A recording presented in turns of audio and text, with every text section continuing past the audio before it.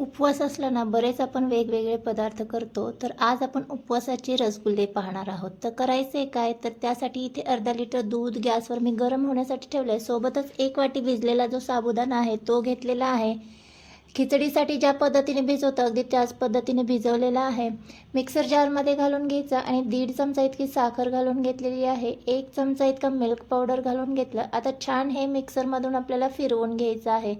इथे मी साखर वापरलेली आहे. याऐवजी तुम्ही पिठी साखर वापरली तरी काही हरकत नाही आहे. छान हे आपण वाटून घेतलेलं आहे मिक्सरमध्ये.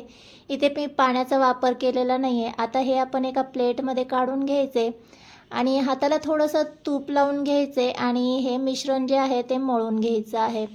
आता बऱ्यापैकी मळून झालं की याचे आपल्याला छोटे छोटे असे अंगूर करून घ्यायचे आहेत. तर जेवढे तुम्हाला छोटे मोठे आवडतात ना तेवढे करून घ्यायचे आहेत. साधारण अंगूर म्हणले ना तर छोटेच छान लागतात.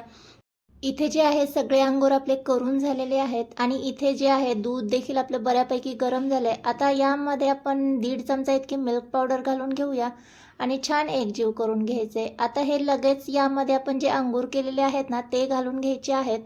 दूध गरम असतानाच यामध्ये अंगूर घालायचं म्हणजे ते चिटकत नाही. आता आवडीनुसार ड्रायनट्स घालून घ्यायचे आहेत आणि 5 मिनटं आपल्याला हे अंगूर शिजवून घ्यायचे आहेत. तर स्टार्टिंगला आपण पाहिलं की अंगूर जे आहे ते तळाला जाऊन बसले होते आणि जसजसे हे शिजत जातात फुलून ते वरती येतात. तर साधारण 5 मिनटं लागतात ह्याला होण्यासाठी.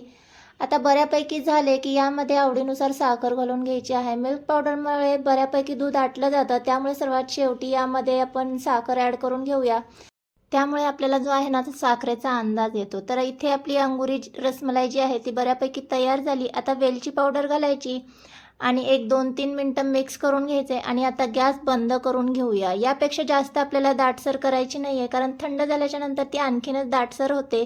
इथे मी अंगुरी रसमलाई सर्व करून घेतलेली आहे. तर तुम्ही देखील या उपवासाला ही अंगुरी रसमलाई नक्की ट्राय करा आणि व्हिडिओ आवडला असेल तर व्हिडिओला एक लाईक नक्की करा. बाय.